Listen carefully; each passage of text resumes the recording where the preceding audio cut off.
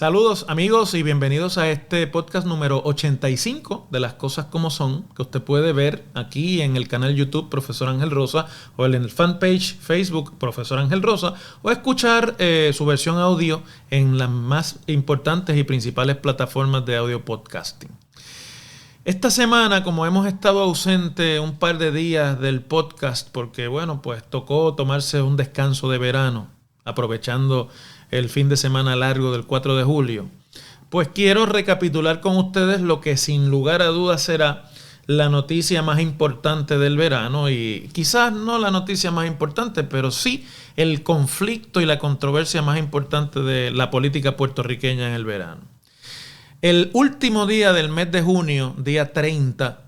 viernes, el gobernador Pedro Pierluisi, ahora ya sabemos, en ese momento simplemente tuvimos la noticia, solicitó la renuncia al secretario de Educación, Eliezer Ramos Párez. El Departamento de Educación es la agencia más grande, compleja y de mayor presupuesto del gobierno de Puerto Rico. De manera que cambiar al secretario de ese departamento siempre es un asunto delicado y complicado. Máxime cuando el gobernador Pedro Pierluisi tuvo problemas para la nominación de un jefe de ese departamento en las primeras dos ocasiones que intentó nominar secretaria. Y terminó nominando a Eliezer Ramos Párez porque, entre otras cosas, ya estaba allí. Había manejado desde la Secretaría Auxiliar los asuntos complicados y muy litigados de la educación especial. Y tenía, por lo tanto, ya un historial de relaciones y de aceptación con los gremios del departamento, con los sindicatos y con los grupos de interés que están detrás de la política pública educativa en Puerto Rico. De forma que, nominado Eliezer Ramos Párez como secretario interino, terminó siendo secretario en propiedad y siendo el único candidato que hasta ahora ha conseguido que el Senado, dominado por el Partido Popular Democrático, la oposición al partido del gobernador, le haya prestado su consejo y consentimiento como manda la Constitución de Puerto Rico y le da esa facultad al Senado, darle el consejo y consentimiento a los nombramientos del Ejecutivo del Gabinete. Así que de entrada ya era un tanto arriesgado en el año preelectoral y a mitad del año preelectoral fulminar al secretario de Educación. Desde el primer día, evidentemente, quizás por información que el propio Ramos Párez habrá comentado en su entorno, se especuló que esta salida no era una salida voluntaria, ni era una salida planificada, que era realmente un despido, porque alguna insatisfacción existiría en la fortaleza, en la oficina del gobernador o en la cúpula de personas cercanas al gobernador y con intereses en las decisiones que hace el gobernador sobre el desempeño de Ramos Párez. Ramos Párez, además, una de las cosas que había hecho fue referir asuntos internos del departamento que involucraban a personajes políticamente enchufados del Partido Nuevo Progresista y acomodados allí para, entre otras cosas, proteger los intereses políticos partidistas, a investigaciones y a agencias del gobierno federal, puesto que en el Departamento de Educación se maneja una cantidad enorme de fondos federales en Puerto Rico, quizás la más grande cantidad antes de los fondos de la reconstrucción, y con la pandemia esa cantidad de fondos federales aumentó. Es decir, que hay allí siempre una gran posibilidad de obtener contratos, de favorecer servicios prestados por allegados de alguna manera y políticamente allegados al partido de gobierno. Educación es el bolsillo profundo del gobierno de Puerto Rico y por ende de las campañas políticas alrededor del gobierno de Puerto Rico, porque en forma de donativos muchos de esos contratistas desvían parte del dinero que obtienen por sus contratos para favorecer y para financiar las campañas de los gobernantes o de los aspirantes a gobernantes. Así que eso hace que esta sea una renuncia no sencilla ni tampoco una renuncia rutinaria en el gabinete del gobernador. Para sustituir a Ramos Párez, el gobernador nominó a un colega, profesor de ciencias políticas, con vasta experiencia en el mundo universitario privado en Puerto Rico, habiendo sido inclusive rector en el sistema educativo Ana G. Méndez, y una persona a la que conozco personalmente y puedo dar fe de su probidad académica y de su capacidad también e inteligencia, el doctor Ángel Toledo López, que además de su proficiencia académica y de su vasta preparación y experiencia, también es un activista muy, digamos, apasionado del Partido Nuevo Progresista, del proceso político partidista y de toda la dinámica que se da en esas estructuras donde se buscan los respaldos, se consiguen los candidatos, se alinea al personal gubernamental, etcétera, para tener una maquinaria política aceitada. Así que Toledo, para el que tengo, y lo echo por delante, el mayor respeto profesional en términos de su probidad como colega de las ciencias políticas, era también una figura un tanto controversial desde el punto de vista político. No porque fuera un activista, sino porque pocas horas después de su nominación, el sábado 1 de julio, como un nombramiento que entendíamos era en receso del gobernador, y explico brevemente: cuando las cámaras legislativas no están en sesión, el gobernador tiene en Puerto Rico la facultad constitucional de designar miembros de su gabinete en nombramientos de receso, y eso permite que hasta que se renueve o se reanude la sesión legislativa y culmine esa sesión legislativa próxima, estas personas puedan asumir inmediatamente el puesto sin esperar el proceso de consejo y consentimiento del Senado. Si el nombramiento, por el contrario, se da durante el periodo de sesión del Senado, el nombramiento no es como tal un nombramiento, sino una nominación, y la persona no puede asumir el cargo hasta que el Senado no haya prestado su consejo y consentimiento. Así que a Toledo, pensábamos todos, se le había nombrado como secretario en receso, y que su nombramiento pues sería eventualmente sometido para el consejo y consentimiento del Senado, pero que no necesitaba realmente el consejo y consentimiento del Senado, el gobernador, para designarlo en receso.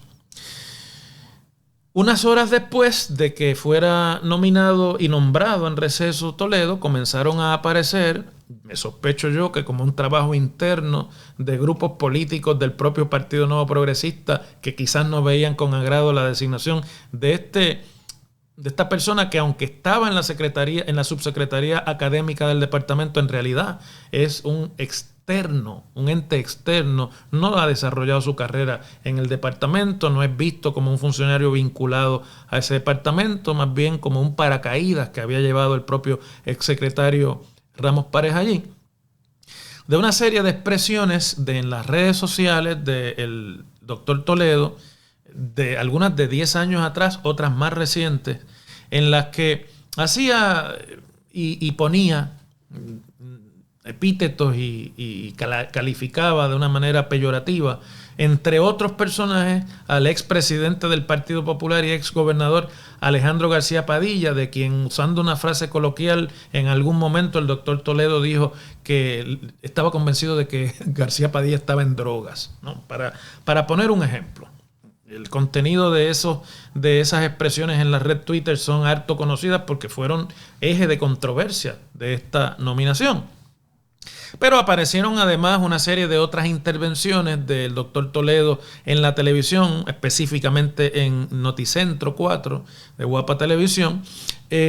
fundamentalmente haciendo análisis y comentarios políticos, algunos sobre política internacional y otros ya tocante, por ejemplo en el programa de farándula Lo Sé Todo, sobre el tema de la política partidista, y en la cual, por ejemplo, le decía cocuyo apagado, cosas como esas al presidente de la Cámara de Representantes, que aunque coloquialmente pueda aceptarse para efectos del consumo del análisis político como un tipo de entretenimiento, que al fin y al cabo también es,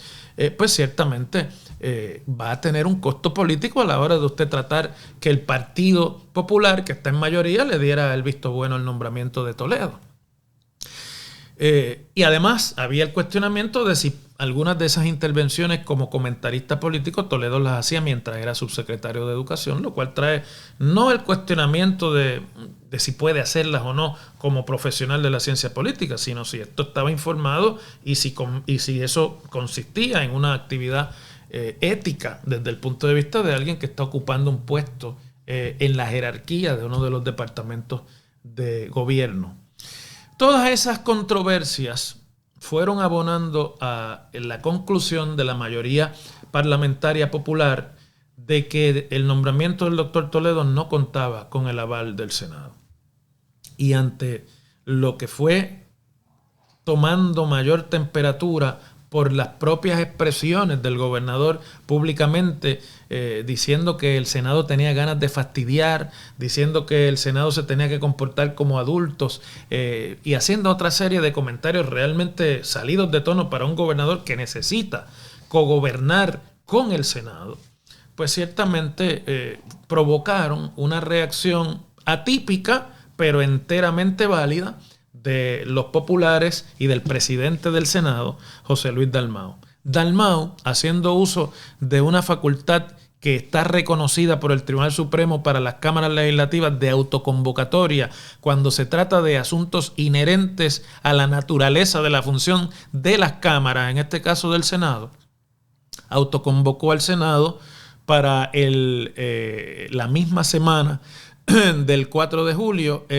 o posterior, mejor dicho, al 4 de julio, para colgar el nombramiento y para considerar otra serie de nombramientos que estaban pendientes de acción del Senado y que el gobernador había retirado al final de la sesión pasada para evitar que con eso, que al no verlos el Senado se colgaran, y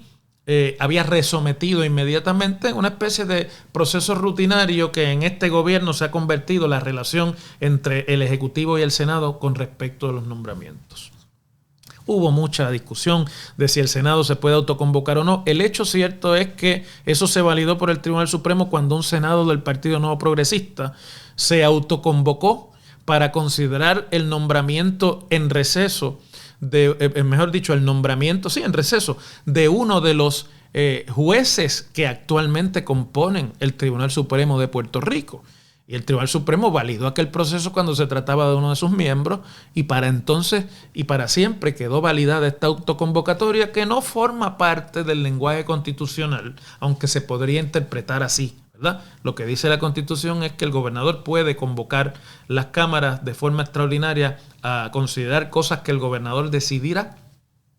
y que cuando el gobernador las convoque de a sesión extraordinaria, pues tendrán 21 días para calendario para atender los asuntos que el gobernador incluya en las convocatorias.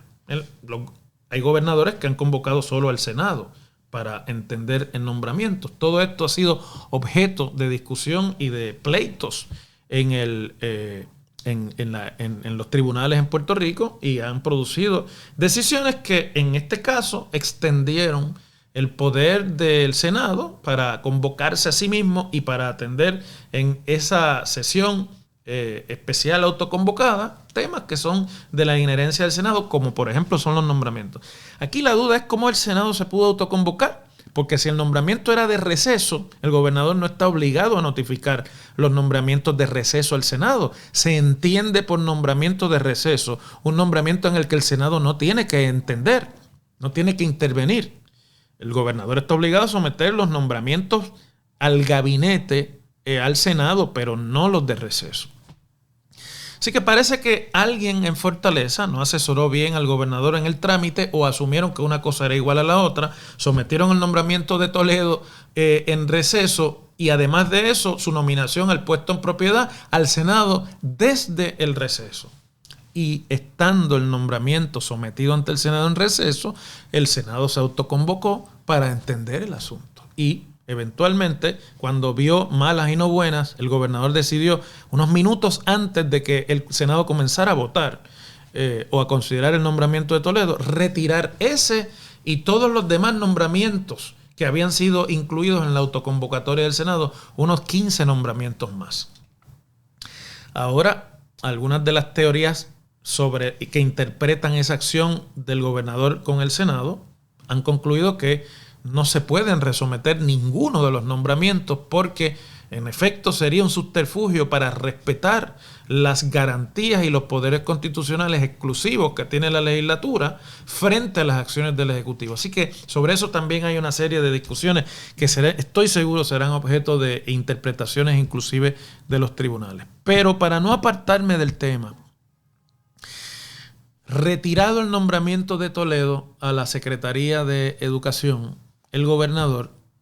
tuvo que en el proceso sentarse a negociar con el presidente del Senado, y el domingo posterior al viernes en que el Senado se había autoconvocado, se anunció una tregua entre el Ejecutivo y el presidente del Senado para permitir que, por el interés de salvar el inicio del año escolar, que será el próximo 15 de agosto, para lo cual hay que hacer una serie de trámites, de determinaciones y de procesos, además de todas las determinaciones de poner las escuelas, su planta física al día y todo lo que conlleva un inicio de año escolar. El Senado permitiría que el gobernador sometiera un nombramiento en receso y que luego esos nombramientos que el gobernador estime sean referidos al Senado cuando esté en sesión a partir precisamente de agosto. Con esa tregua, el gobernador entonces nomina a una funcionaria de carrera dentro del departamento que ha estado en múltiples puestos de confianza en administraciones del Partido Nuevo Progresista y que tiene además la protección política de una de las regiones en las que el Partido Nuevo Progresista es más poderoso y tiene más poder político, que es el distrito de Bayamón. La doctora Yanira Raíces, que ha ocupado secretarías auxiliares, dirección regional de Bayamón y otra serie de puestos de confianza en administraciones del PNP, y que ya había sido considerada, por lo menos en una ocasión anterior, a la secretaría, optando el gobernador por designar a Ramos Párez y no a la doctora Raíces. Algo que creo nos da una clave del análisis con el que quiero terminar este podcast. La designa como una opción segura, no controversial, alineada políticamente a su administración y a los intereses políticos de su administración, entendedora perfecta de lo que significa educación en el esquema de bolsillos profundo para las campañas políticas en Puerto Rico, y además una persona con suficiente experiencia en el departamento como para tener diálogos y comunicación con los diferentes sectores y mantener la cosa en paz. La doctora Raíces en realidad no viene a hacer nada, no viene a hacer ningún cambio, viene realmente a mantener más o menos el departamento funcionando de camino no solamente al inicio del año escolar en agosto, sino de camino al proceso de erradicación de candidaturas que se tiene que abrir en el Partido Nuevo Progresista o se piensa abrir en octubre próximo y que por ley abre en la Comisión Estatal de Elecciones en diciembre próximo. Y donde los contratos y todo el entramado político partidista de puestos de confianza, de capacidad organizativa política, de recaudación de fondos entre los empleados y demás, que se da en todas las agencias y que se da en educación, siendo la más grande agencia del gobierno, esté bien atendido por una buena PNP leal que entiende bien el juego. Pero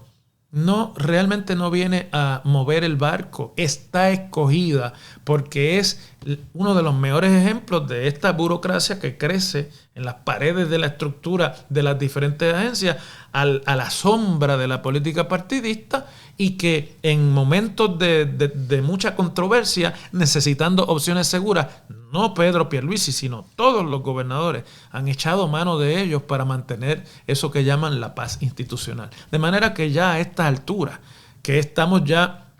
por cumplirse el tercer año del cuatrienio, donde ya es muy poco lo que se puede echar a andar como cambios, como reformas, como nuevas formas de hacer, porque en realidad el proceso de gobernar y de procurar cambios, no formalmente, pero sí en la realidad, termina a mediados del año próximo, ya a partir de junio del año próximo, una vez pasen las primarias, comienza la campaña política para la elección general y ahí ya nadie, ni en las agencias, ni en el gabinete, ni en la legislatura, realmente está en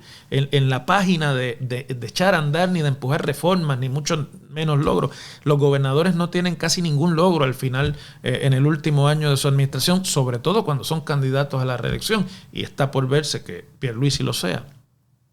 Así que ciertamente el nombramiento de la doctora Raíz es entendido y sin restarle los méritos profesionales que pueda tener. Tampoco quiero que se entienda que yo pienso que es una mediocre, ¿verdad? No es el caso. Una persona que ha tenido tanto éxito en una estructura gubernamental y ha sobrevivido tantos años, obviamente sabe bien cuál es su trabajo, ¿no? Y sabe desempeñarlo, pero no es ni siquiera por formación una persona que esté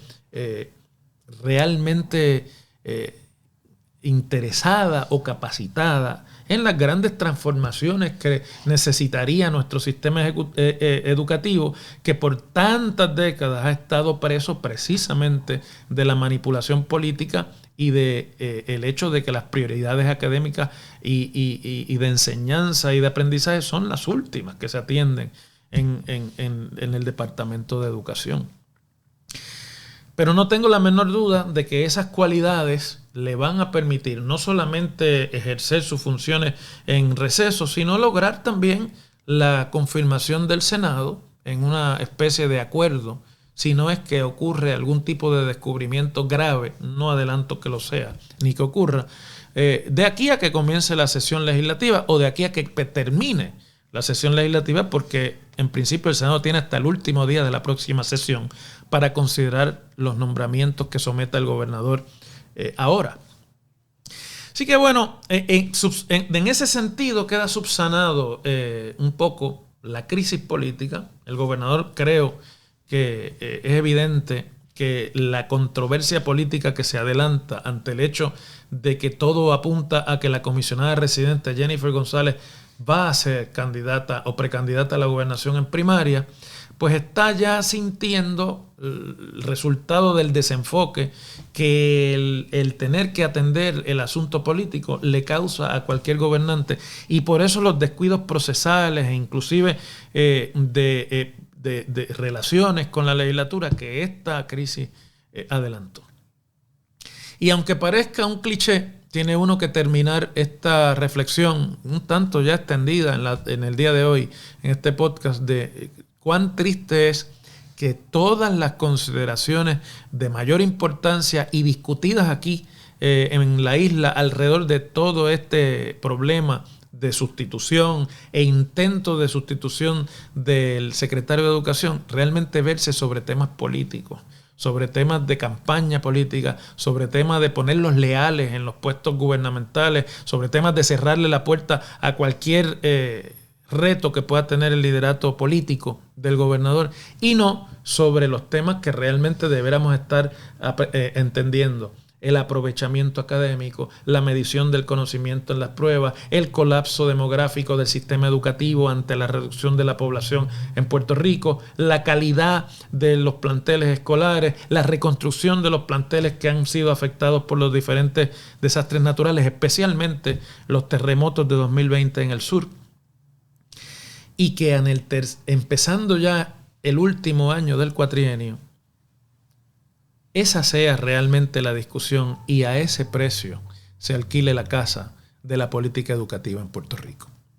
Les agradezco como siempre su atención a este podcast, y aunque con algunos descansos propios del verano, los espero en el próximo episodio de Las Cosas Como Son. Hasta entonces, muchas gracias.